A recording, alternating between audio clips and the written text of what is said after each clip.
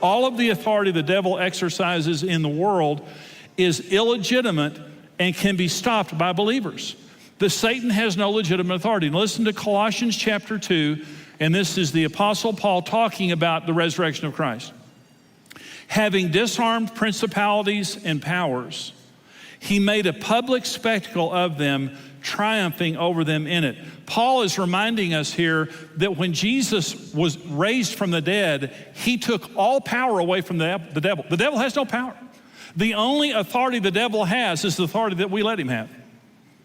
The only authority the devil has is the authority he's stolen from believers. He's been disarmed, and not only has he been disarmed, Jesus made a public spectacle. When Jesus was resurrected, he took the devil and every demon in hell and paraded them through the heavenlies and said, this man has no more authority, he's a loser, and he's been assigned to hell. And every angel knows it, and every demon knows it. He just wants to bet that you don't know it. He has no authority over you.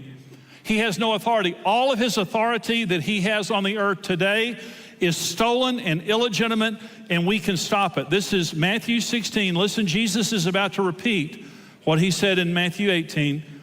Matthew 16, this is the first time the church is mentioned in the Bible. I also say to you that you are Peter, and on this rock I will build my church, and the gates of hell, Hades, shall not prevail against it, and I will give you the keys to the kingdom of heaven, and whatever you bind on earth will be bound in heaven, whatever you loose on earth will be loosed in heaven. Here we have Jesus repeat what he said, or actually this is the original statement here. It's then repeated in Matthew 18, and Jesus says this to Peter, now Peter, you said that I'm the Christ, the Son of the living God, and upon that confession I'm going to build my church, and I'm going to give you the keys to the kingdom of heaven.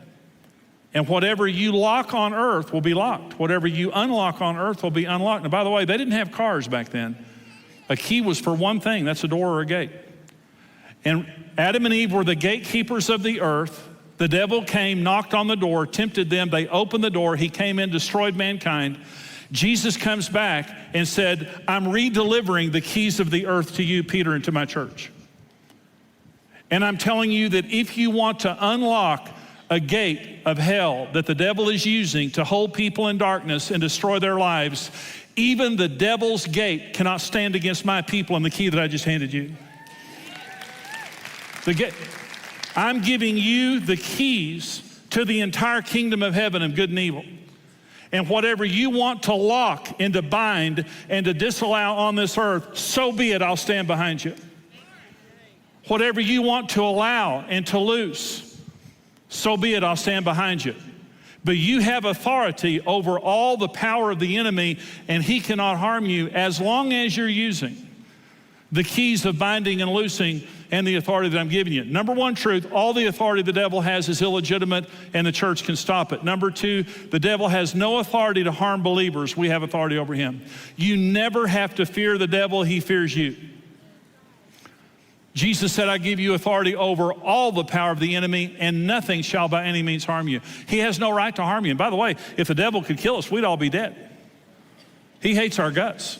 And the fact that he doesn't is just testimony to the fact he doesn't have authority unless we give him authority. Number three, truth in this regard, God will not do for us what he has given us the ability to do for ourselves. God has given us authority to live safely as his family, but we have to be the gatekeepers of our own lives. And I want to talk about the gatekeeping responsibilities that we have in two ways, personal and as parents. Because there's two ways that we keep the gates of our lives, and there certainly is national and other levels of this, but I want to focus this on personal and family. I want to talk about being the personal gatekeeper of your life. And to help you understand, there are 7 gates into your life. Every person. There are 7 gates that the devil or God will use to do good or bad things in your life. Let me go through these. There's the eye gate. Now we all know Jesus said that the eye is the lamp of the soul. And if the eye is good, the soul is full of light. If the eye is bad, how bad is that darkness? That's what Jesus said in Matthew 6. There's the ear gate. Jesus said in Mark 4, be careful what you hear.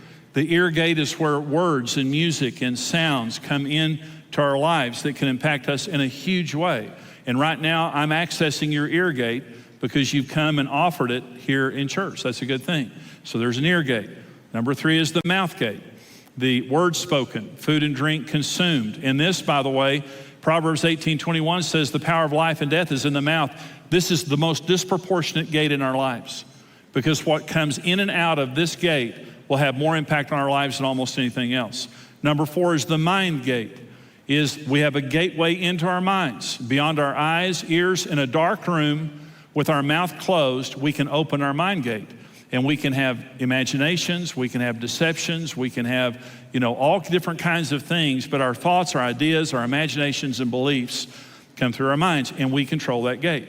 The spirit gate, this is faith or unbelief, submission, rebellion, what I'm gonna do spiritually in my life. And by the way, Jesus says in Revelation 3:20, behold, I stand at the door and knock.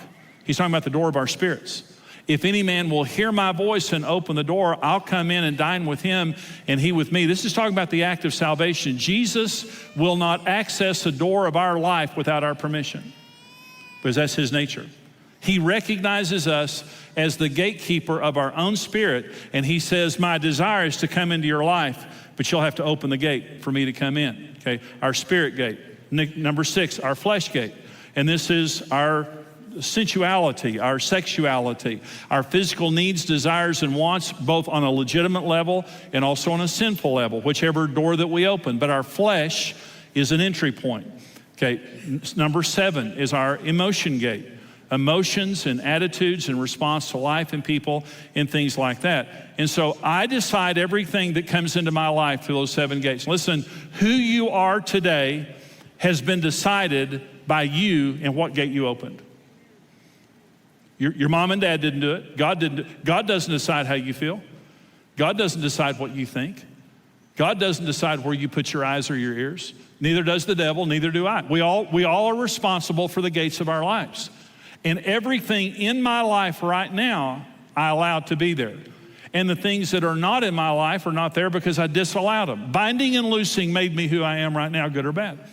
And so when God gives us authority, and he said, I give you the keys to the kingdom of heaven. Whatever you bind on earth will be bound in heaven. Whatever you loose on earth will be loosed in heaven. The first responsibility that we have with that authority is to manage our lives in the 7 gates of our lives. And I've got to understand where I put my eyes, where I put my ears, where I put my mind, where I put my mouth, where I put my spirit, my emotions, and everything else has a phenomenal impact upon my life and my safety in who I am.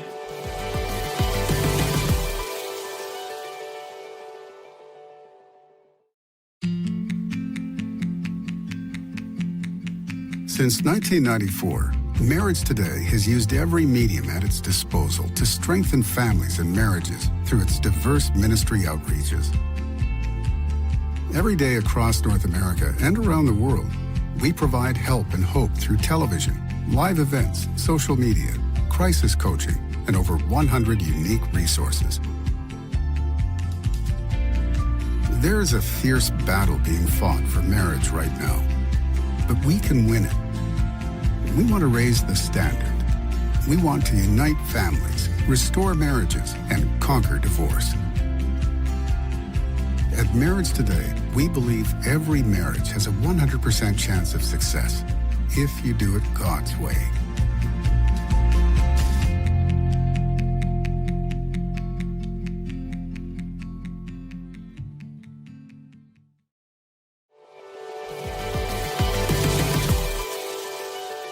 Ephesians chapter 4, this is verses 26 and 27. The Apostle Paul says, be angry, but don't sin. Do not let the sun go down on your wrath, nor give place to the devil. Go ahead and be angry. God gets angry. Nothing wrong with anger. But don't sin in your anger, and don't stew on it and let that become bitterness and unforgiveness by going to bed on it. So be angry, but don't sin. Don't let the sun go down in your anger, or you'll give place to the devil. The word place is the word topos in the Greek language, and it just means location, foothold, a place in your life for the devil. The word devil there is diablos, which means slanderer. He's gonna come in through your anger that you didn't take control over. He's gonna use that as an opportunity to come in and accuse your wife, your husband, your parents, your friends, everyone that you have anger toward, until he's destroyed relationships. Now I want you to listen to me for just a minute, because this is something that I know as being a pastor for 32 years and a marriage guy who's helped a lot of people in marriages. That gate has destroyed millions and millions of lives and homes. How many couples have been destroyed by anger? That they wouldn't forgive, that they wouldn't talk it out, they justified unrighteous actions because they were angry. How many relationships have been broken? How many families have been destroyed? How many nations have been destroyed through that gate right there? Through hatred, through bitterness. We are the keeper of our emotions. And the devil is looking for someone who will open a doorway of bitterness and unforgiveness so he can come in and do his work of slander so he can destroy our families and destroy our relationships and destroy our society. And this is what we see in the world today. And no one decides how I feel except for me. Life does not form me. My response to life forms me. And regardless of what you do, I make a decision of how I feel about that. And I can choose to love in the most difficult circumstance. And I can choose to hate in the best of circumstances. But I am the gatekeeper of my emotions. And so the devil constantly is going to try to access the gates in our lives. And as a responsible gatekeeper, it means I bind the devil by using my eyes. And I loose God to use. Whenever you're reading the Bible, what you're doing is you've just loosed the Holy Spirit to work through your eyes to bless you. But when you put your eye on something bad, you've opened the door to the devil to come in and corrupt you. The same with your ears, the same with your mind. And so responsible binding and loosing, responsible gatekeeping keeps me personally safe. But the second responsibility of gatekeeping is parents. See, little children, we have to create, because they can't manage the gates of their lives. The purpose of parenting is to raise children in a safe environment where one day when they leave home, they have learned how to responsibly manage the gates of their lives. But let me talk about parents for just a minute. Parents are the gatekeepers of their homes and their children's lives. Let me say, everything in your home, you allow. Everything not in your home, you disallow. You're the gatekeeper of your home. God doesn't keep the gates of your home. The devil doesn't. Hopefully your children don't. All the devil needs is a careless gatekeeper to corrupt a child's life. He just wants a parent who doesn't understand that they're responsible for keeping the gates of their child's life. Let me talk about the 5 gates of a child's life that a parent must diligently keep watch over. And you're totally responsible for these 5 gates. Number 1 is the God gate. The first responsibility of a parent is to lead your child to God. In fact, God put his image on Adam and Eve in Genesis 1 and then commanded them to multiply. They weren't ready to multiply until they bore the image of God. The number 1 responsibility that I have as a parent is to lead my child into an understanding of who God is, the love of God, and the truth of God, so that at the earliest age possible, they receive Christ into their lives. And then from that point forward, we're discipling them in their faith. Okay.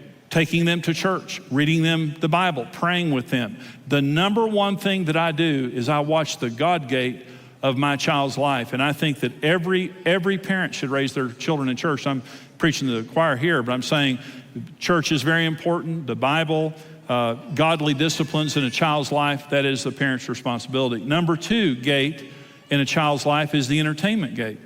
And entertainment is cell phones. And I totally agree that children should not have a cell phone until very late in, high school or something like that. And so for safety purposes, you may have a cell phone in your home that doesn't belong to a child, and they're going somewhere and you hand it to them, and it's not a smartphone, it's just a dumb phone. It's just a phone that they can call you and they cannot access the internet because the internet's a powerful thing. But computers, did you know that 60% of parents say they do not have the time to monitor what their children view on the internet? You might as well hand your child a loaded gun. I want to say something, mom and dads, now listen to me. You cannot give your child an electronic instrument that you can't monitor. And if your children are smarter than you, that's a problem. And a lot of my 2-year-old grandson comes and walks in the house and he jumps in my lap. Reed is his name. He says, "Pappy, I want to play on your phone." And my grandson Reed's 2.5 years old. He gets on my phone, and in a second, he's watching Thomas the Train on Netflix. And he's brilliant. I mean, these little kids are brilliant. And it's just, you have to stay up with that. And I was talking with Brent and Stephanie, our son and daughter-in-law, about this, and they said it is more challenging all the time to make sure that the internet does not corrupt your children. But you can't we have to monitor their entertainment. Social media, music, videos, video games. So critical that we monitor children's video games and things like that. There's never been a world like ours today where from an outside, someone can come inside our home that we would never allow through the front door. But they do it through electronics. And so through phones, through social media and all of that, you have to monitor that. You have to become educated on that and get the resources and tool to monitor your child's entertainment. It takes vigilance. And it takes relationship with your children and knowing what they're up to.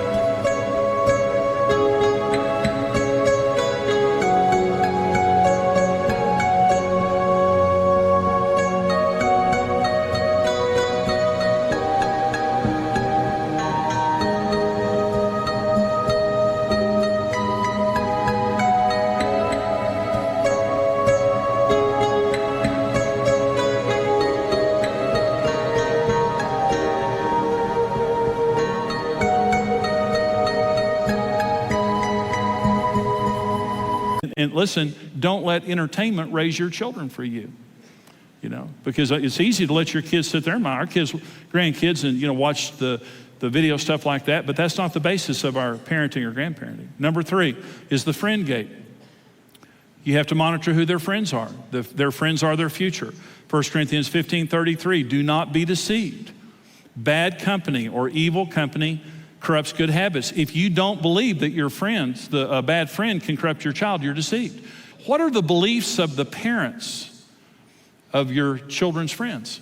One of the neighbor boys in our neighborhood, his parents were not believers, and we tried to bring him into our home and influence him in our home. And because of his home life, his family life, we would let Brent play with him only in our home. Okay, so one day he came to me and he said, my friend's dad wants to take us to the movies. And the friend's dad called me. And he called and I said, well, what movie are you going to take him to? And he said, well, we're going to have a great time. We'll be very careful. We're going to take him to this movie. That father took our son to an R-rated movie when he was 12 years old. That was their value system. And it so unbelievably violated me. And so as a good boy, we liked the boy, and we felt safe with him in our home to some degree.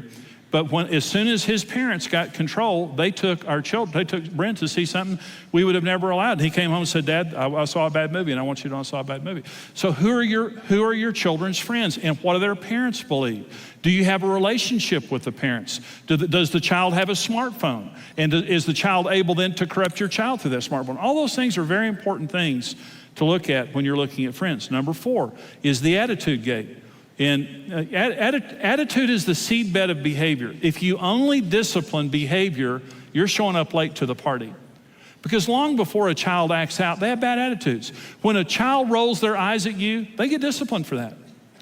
When they talk back to you, they get disciplined for that. When you tell them to do something, they go, Let me tell you something about parenting. Don't just punish, reward. Reward good attitudes.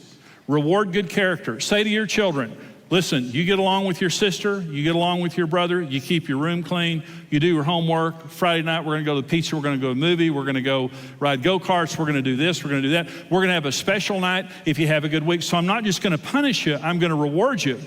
But let me say this too. I will punish you as much for rolling your eyes at me as I will for, hitting your sister. I'm not gonna wait until you act out. I'm watching your attitudes. Listen, God disciplines attitudes, and God rewards attitudes. James chapter 4 says this, God resists the proud, but gives grace to the humble. Those are attitudes. Pride is an attitude, and humility is an attitude. Long before we act out, God says, I just don't like your attitude. You're prideful, you're arrogant, you don't think you need me, you don't treat other people well, and I'm going to resist you for that. I love you, but I'm going to resist that. I'm not going to bless that. And then he comes and says, you're a humble person. You're a loving person. You know you need me. You're gracious with other people, and I'm going to reward that. And we need to monitor the attitudes of our children and never, not being legalistic, always in a relational context, we must demand of our children that they have good attitudes, that they respect us, that they respect the family and the other members of the family. It's a job. I mean, their children aren't perfect, and we have to raise them up patiently. But attitudes is a big deal. Number 5 is the education gate. Parents are responsible for educating their children. It's number 1, beyond the school, beyond anybody else, it's our responsibility. And that means you're involved in your children's education. You know where they're being educated. You know who's educating them, and you're staying up with it. Now, I'm going to have shown you how to watch the gates of your life. And I'm going to have produced a responsible gatekeeper, and you're going to live the rest of your life safely from the power of the devil and every desire he has over you. Safety is our birthright. Aren't you thankful we have such a great daddy in heaven? That he obsesses over our safety.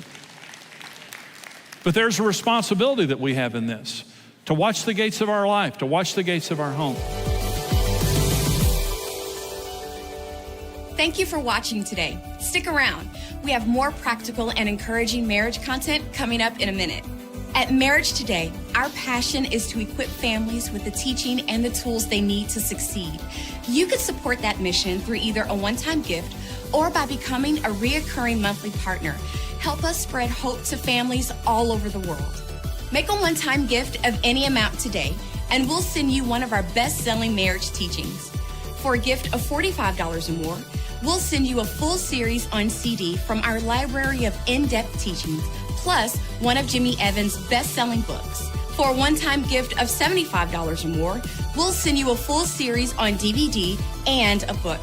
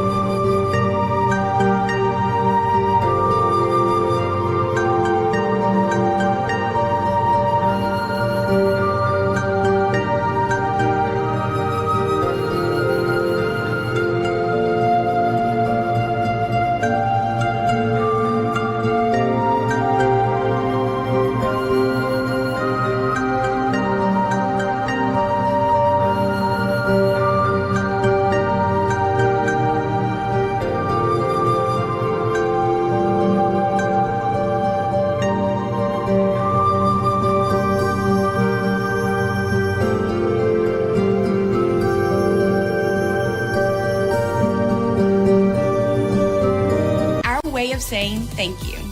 Another option is to give a reoccurring monthly gift to Marriage Today. Your partnership with us plays a vital role.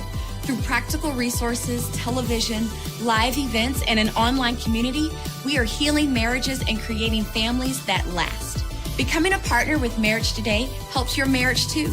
Partners receive free access to exclusive resources, life-changing marriage content, teaching videos, and product discounts. Your gift today will help reverse the crisis of divorce and keep families together. To give your one-time gift or become a monthly partner, visit marriagetoday.com/give or give us a call at the number below. Thank you again for watching.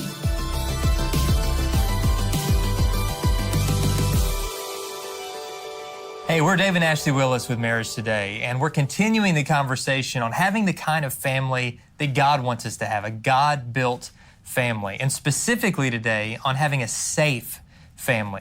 What does it mean to have safety in your home? What does it mean for your home to be a safe refuge for everyone who lives there, and know that they're loved, and to know that they're secure, and know that they're safe, and to be a gatekeeper, making sure the wrong things stay out and the right things stay in? So, sweetie, how can we have that kind of home?